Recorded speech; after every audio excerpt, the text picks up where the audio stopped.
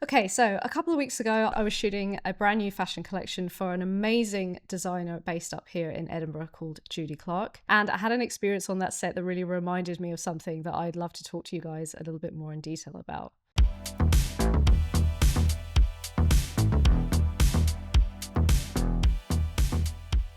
So, on set, being prepared, but also being open to new ideas.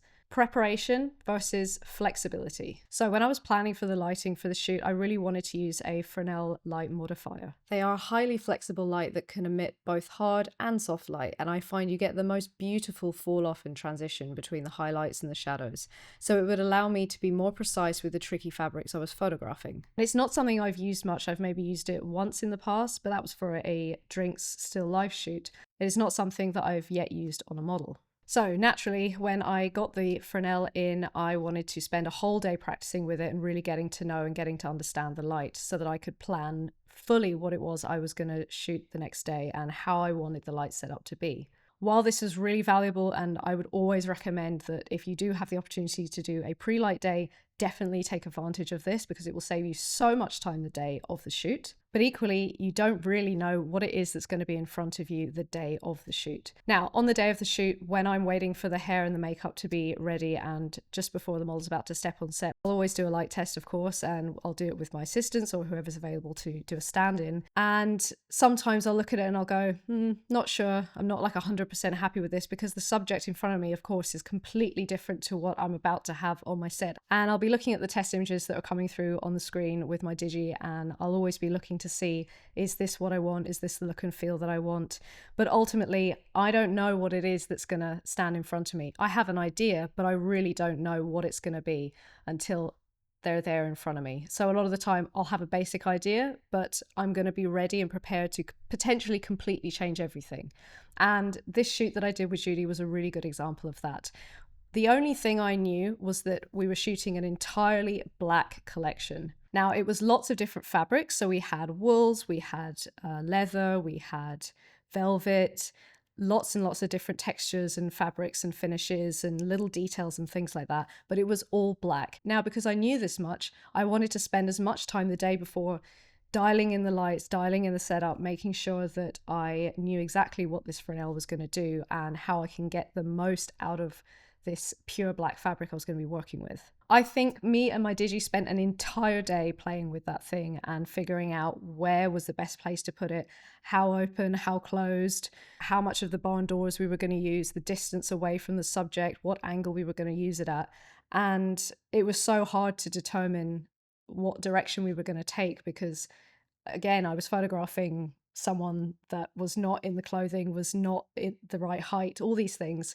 And for me, I felt comfortable knowing what that Fresnel was going to do, but I went into the shoot thinking, I'm just going to have to see on the day what's going to happen, what it's going to look like. I already had an inkling that velvet was going to be tough. It absorbs light like you wouldn't believe. I'm currently wearing velvet now, and you can probably see very little detail in it, apart from the little bits of embroidery that are on here. But when the light catches it, it looks magnificent. It's one of my favorite fabrics to wear and to see in a picture. But my God, is it difficult to shoot. So the day of the shoot, I felt like I knew where I wanted the light to be and how I wanted it to look. But when the model stepped on set, it all changed. Of course it did, because it's not until you press that shutter that you realize, oh, it's really dark, or oh, it's really light, or oh, I didn't think that the fabric would show up like that. And you've got to be prepared to change everything on the day in the moment because you just don't know.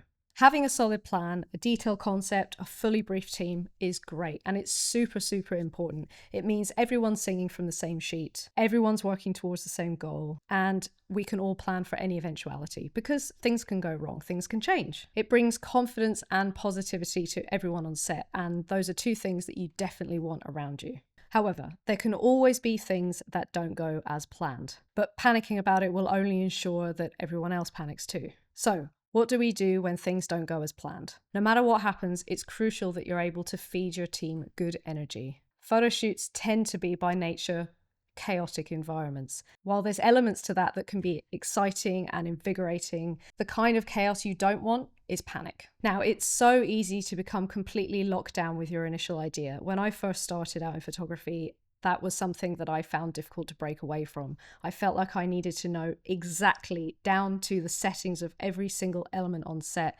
exactly what it is I was going to shoot. And it could not change on the day, because if something popped up that I wasn't expecting, my brain wasn't ready and it wasn't prepared to adapt and to change. And that is something that's so important. It is a skill that is so important as a photographer. Being open to change and to challenges will ensure that whatever does go wrong or whatever does come up that you don't expect, it doesn't feel like a disaster. Some of the best shots that I've taken have occurred out of technical errors, lights not firing, things not showing up when they should have done, people forgetting things, me forgetting things. The more those things happen, the more you're forced to be creative and you're forced to solve problems. And let's say you're forced to get really innovative with one light and a bit of cardboard.